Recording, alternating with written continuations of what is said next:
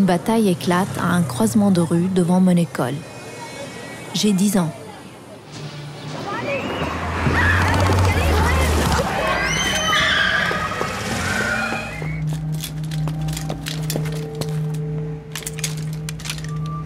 Un homme épaule son arme et me vise. Je veux fuir, mais il n'y a nulle part où fuir. Mes jambes sont clouées.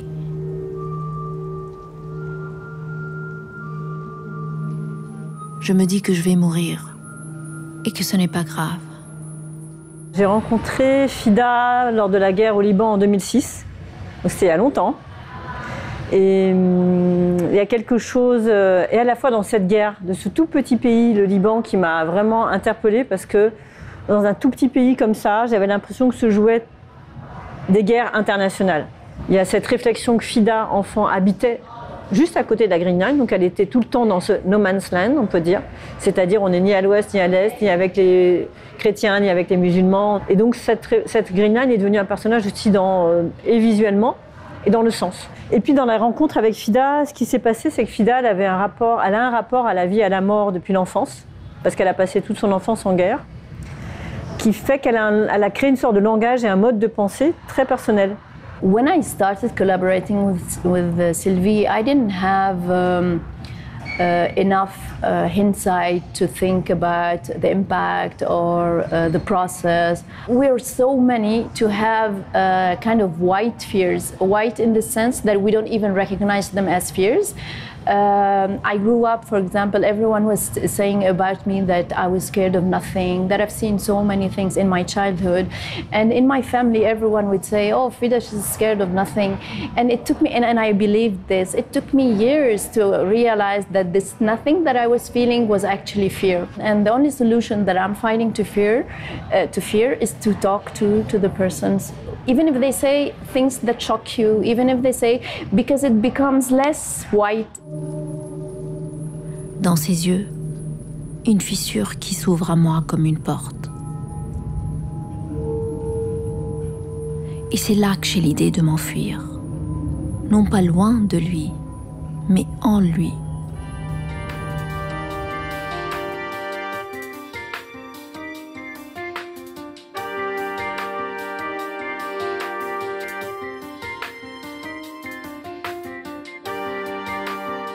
ما تحركت ابدا ما تحركت هيك ما تحركت ابدا ضليتك تطلعي فيه ايه كل الوقت ضليت عم بتطلع فيه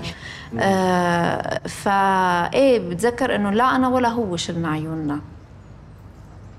هل انت كنت بموقف شي مره وجها لوجه مع حدا قتلته او ما قتلته بس انه صار في نظره؟ ما بتخيل حالي انا اليوم مرقت قدامي فكرة إنه معي سلاح بحطه بوجه طفل. Et français et libanais, parce que moi, en tant que français, je regarde Fida, qui regarde son pays. Moi, j'ai toujours eu l'impression qu'il y avait une sorte de passage comme ça à deux. Je réalise le film toute seule, mais Fida, quelque part, réalise aussi toute une grande partie du film, notamment quand elle va parler avec les miliciens de la guerre. C'est elle qui parle avec eux. Même à une époque du film, le film s'appelait Le chat aux 7 vies, parce que Fida me avait raconté qu'elle était morte 7 fois, et que cette fois, elle avait revécu. C'est une sorte de mythologie qu'il y a dans le monde arabe, des chats qui meurent et qui revivent. J'aurais pas du tout fait le même film si j'avais été libanaise. Parce qu'étant libanaise, j'aurais eu dans mon sang un rapport à la religion, à la politique, à la complexité du Liban, et j'aurais eu un avis que j'ai, moi, en tant que Française, que j'ai pas. Je voulais surtout pas rentrer dans une posture politique. Et c'est ça aussi qui m'intéressait chez Fida, c'est que Fida me disait toujours qu'elle voulait pas rentrer dans de la politique. Elle voulait être dans un regard plus large, plus humain. Donc c'est aussi pour ça que notre rencontre a fonctionné. In the beginning, I didn't want to meet them, but it was Sylvie's idea. So I didn't have anything specific to ask them, but it was like more dealing with my fear of, do I really, not of them as persons, but of my past. Like, do I really want to open up this box? Do I really want to go there? And once I met them, I didn't have any questions, but then I started having questions and they gave me answers that are very different from what I was asking, and still it was important to me because they were talking and they were becoming three-dimensional to me. They became someone to me. ولا مرة ما شفت الشخص اللي قتلته؟ مرة واحدة 15 سنة مرة واحدة. اف مرة والباقي المرات قتلته وقوص بس ما شاهدت ولا مرة انه انا شو كنت تغمض عيونك قصبت. مش غمض عيوني لانه نسيفي هون يعني قد هاي تقريبا بينه وبينه. وكان عم نتسابق مين بده يقتل الثاني قبل. ثاقبت انا سبقته. D'abord, moi j'ai commencé le tout début du film. Mais vraiment, le tout début de mon première idée, je me suis dit comment représenter les souvenirs traumatiques de Fida, de son enfance pendant la guerre, sachant que Fida m'en avait donné que des bribes. Tout simplement parce que ces petites figurines paraissent innocentes et ne montrent pas l'horreur tout de suite. Je pense que si directement j'avais montré l'horreur de la guerre ou de l'enfance, ça n'aurait pas été supportable, et pour le spectateur et pour Fida. Comment raconter une histoire plus rapidement quand elle est très longue, très complexe, avec des outils qui sont très artisanaux. C'est ça qui m'intéressait, c'était le décalage entre l'artisanat des petites figurines, le fait que je pouvais le travailler toute seule, faire une première scène toute seule, et après lui montrer à Fida pour qu'elle me dise qu'est-ce que tu en penses. Est-ce que cette scène avec cette petite figurine, est-ce que c'est vrai, est-ce que c'est faux? Donc on a travaillé comme ça, j'ai fait une première scène toute seule, en animation, et donc je l'ai montrée, et elle m'a dit c'est pas tout à fait ça, mais quand même, c'est très proche de ce que j'ai vécu, même si tu ne sais pas tout. Il y a quelque chose de très fort dans ces figurines. Elle m'a dit, il y a quelque chose de cathartique. Et je me suis dit, ah là là, c'est ça, il faut exactement faire ça. Il faut continuer avec les figurines, parce qu'il y a un pouvoir de la miniature sur l'esprit de Fida et certainement sur l'esprit des gens qu'elle va rencontrer qui peut être très puissant. When the first time I saw the puppets, I felt it was not mental. I felt something in my body, and I felt that this is very much like my story, but with a bit of a step aside. It was not my story, but it was still my story. I had the impression that my story had changed.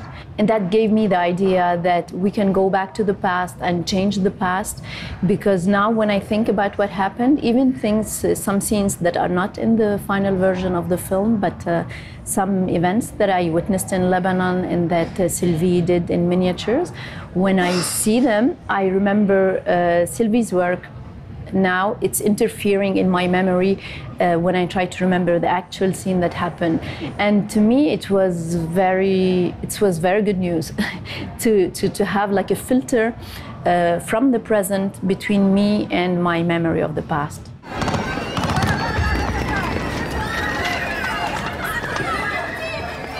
En quelques secondes, la rue se vide. Alors le cinéma pour moi c'est d'abord un art. C'est pas seulement une industrie, c'est une industrie, mais c'est d'abord un geste, enfin à mon niveau, à moi, dans ce que je veux faire, j'ai l'impression de faire un geste artistique à chaque fois. Je pense que le cinéma fait dans ce cadre peut avoir un vrai rôle, pas faire passer un message, mais proposer un autre regard décalé, un regard qui est d'ailleurs, qui est un regard qu'on peut appeler subversif. Subversif dans le sens de proposer quelque chose d'autre. Et moi, je trouve que dans cette histoire de la guerre libanaise ou de toutes les guerres, il y a une complexité qui est très importante à ramener. Parce que je crois qu'aujourd'hui, notamment dans la guerre d'aujourd'hui, la guerre au Liban et la guerre à Gaza, c'est très binaire. Il y a deux camps, il y a deux façons de penser. Et je crois, et c'était mon désir, je crois que ça passe, que Green Line propose autre chose qu'une binarité. Il propose un autre regard.